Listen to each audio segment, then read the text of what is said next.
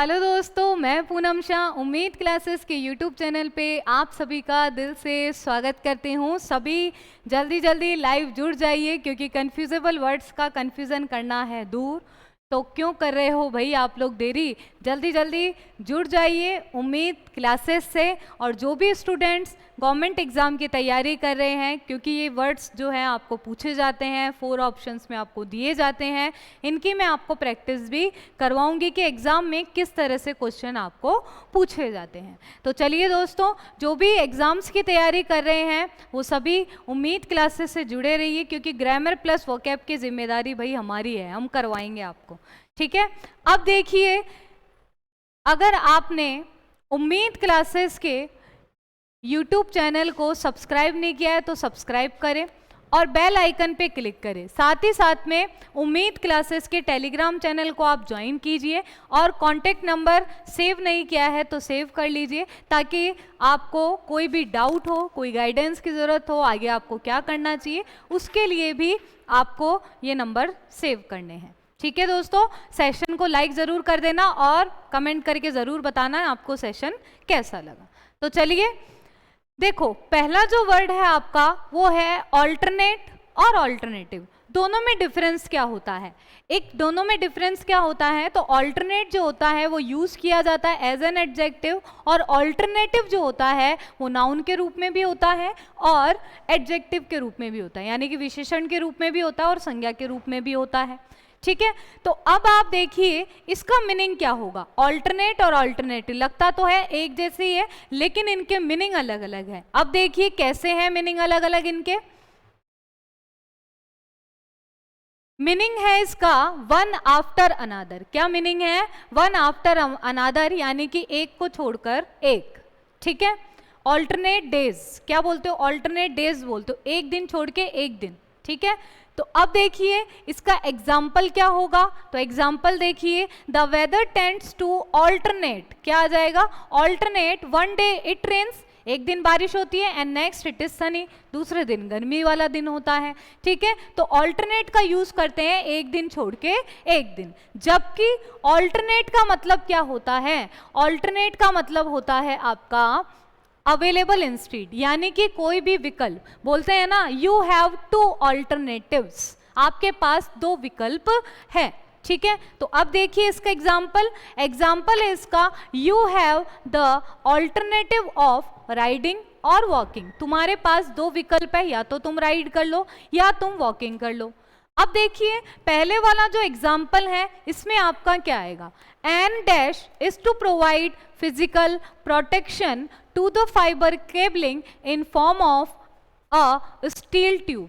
यानी कि आपके पास क्या है बताइए? एक छोड़ करके एक है, ये प्रोवाइड करने के लिए कि फिजिकल प्रोटेक्शन दिया जाए, फाइबर जो केबलिंग है in the form of steel tube, steel tube की फॉर्म में उसको क्या किया जाए?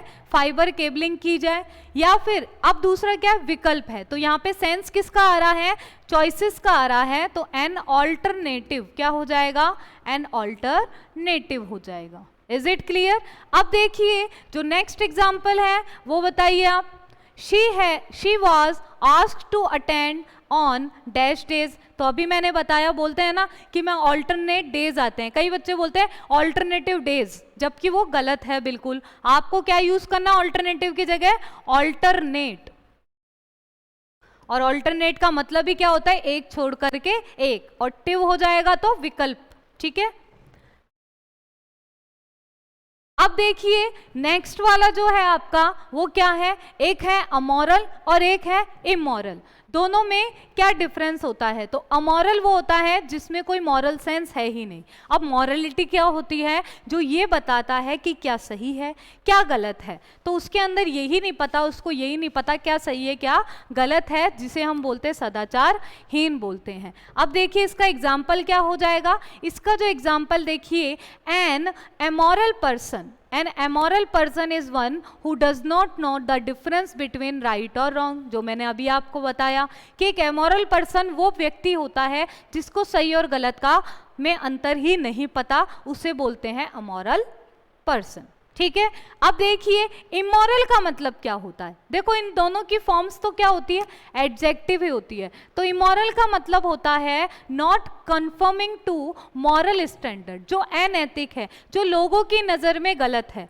कोई भी चीज़ हुई तो वो लोगों की नज़र में क्या है, चाहे वो धार्मिक तौर से ले लो, चाहे उन्होंने, क्योंकि सोसाइटी ने क्या कर रखा है, एक स्टैंडर्ड बना रखा है और इस स्टैंडर्ड में ये बता रखा है कि ये चीज़ तो सही है, ये चीज़ गलत है।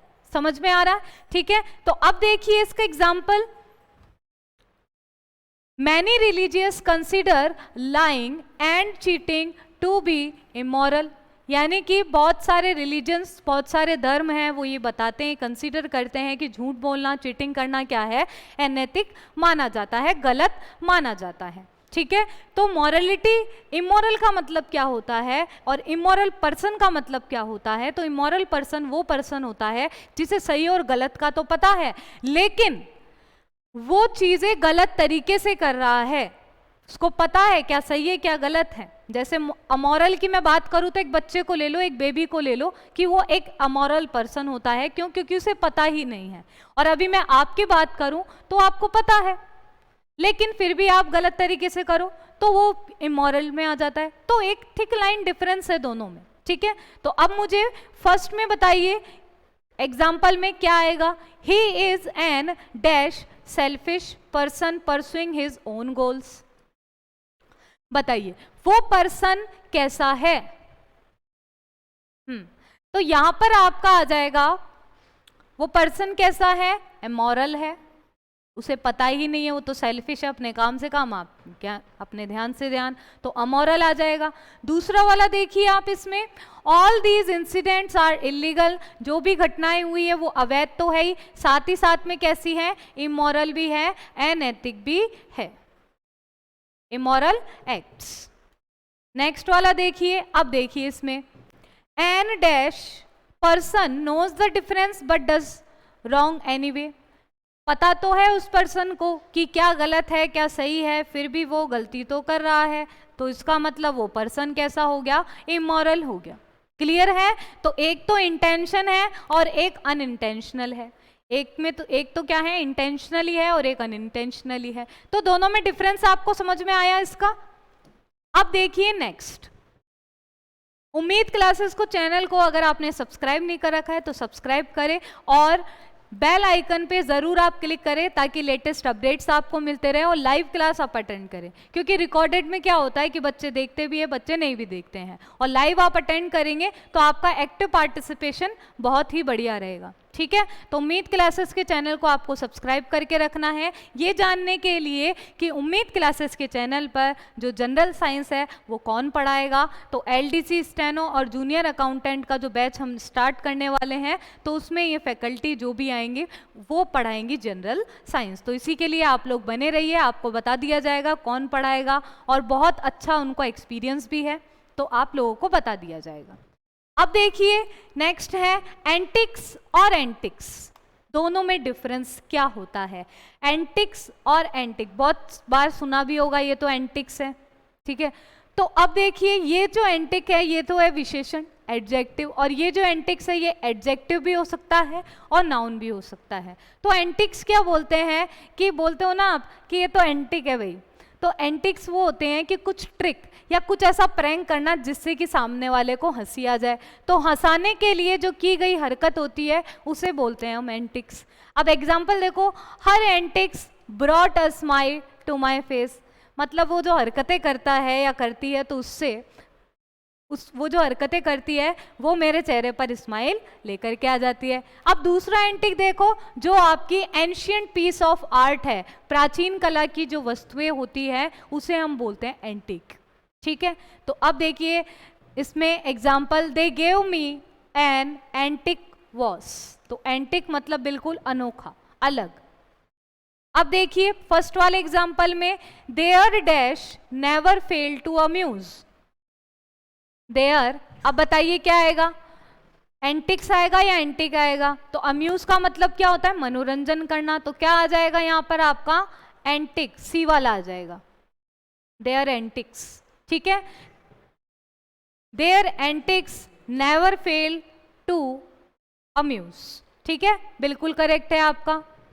नेक्स्ट देखिए, some of the dash displays in the Salarjung museum in Hyderabad are breathtaking. तो देखिए यहाँ पे क्या डिस्प्ले लगे हुए हैं, तो ये हरकतें तो डिस्प्ले में लगेगी नहीं, तो कौन सा एंटिक आएगा आपका, दूसरा वाला। तो सम ऑफ द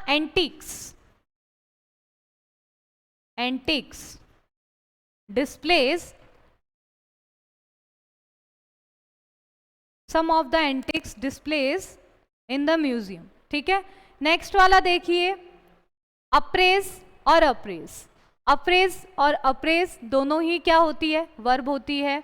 तो देखिए इसका मीनिंग क्या हो जाता है, एक्सेस द क्वालिटी ऑफ, यानी कि मूल्यांकन करना, तारीफ करना भी होता है, तारीफ करना भी होता है, ये भी आप लिख लीजिए। अब जैसे फॉर एग्जाम्पल, जैसे देखिए, an employer should apprise the ability of his employees, यानी कि जो उसके नीचे काम करते हैं तो उसको एम्प्लॉयर को क्या करना चाहिए, उनकी तारीफ करना चाहिए, उनको बढ़ावा देना चाहिए। ठीक है, अब दूसरे अप्राइज का मतलब क्या होता है, टू इन्फॉर्म करना और बताना, दोनों चीजें, सूचित करना। अब इसका एग्जाम्पल देखिए आप, we were fully apprised of the situation, यानी कि हमें इस सिचुएशन के बारे में पूरी पूरी सूचना हमें पता है। ठीक है, अब एग्जाम्पल देखिए फर्स्ट वाला, he saw no reason to dash the committee of what had happen. हमने वो रीजन देखा है क्या, किस लिए, कि कमेटी ने ऐसा, committee of what had happen, कि क्या हुआ है। तो बताइए क्या आ जाएगा आपका इसमें, तारीफ करना आएगा या इन्फॉर्म करना आएगा, बताओ क्या हो जाएगा, अप्राइज। ठीक है, फर्स्ट फॉर्म का यूज लेना है, अप्राइज आ जाएगा। नेक्स्ट वाला देखिए आप example, she stepped back to dash his workmanship, उसकी वर्कमैनशिप के बारे में वो क्या है, स्टेप बैक यानी कि पीछे हट जाता है, क्या करने के लिए, तारीफ करने के लिए। तो क्या हो जाएगा यहाँ पे, अप्रेज, यानी कि तारीफ। ठीक है, तो अप्राइज और अप्रेज में डिफरेंस समझ में आ गया, इसमें कौन सी बड़ी बात है भाई, अब आपको अच्छे से समझ में आ रहा है। अब देखिए वेरी वेरी इंपॉर्टेंट है, सभी लोग अपना ध्यान यहाँ पे केंद्रित करें कि क्या मैं बता रही हूँ। इन तीनों को ही क्या है, क्या बोलते हैं, असेंट। क्या बोलते हैं, असेंट बोलते हैं। तो ये जो असेंट है ये एज ए नाउन होता है, इसकी मीनिंग क्या होती है ये आप देखिए।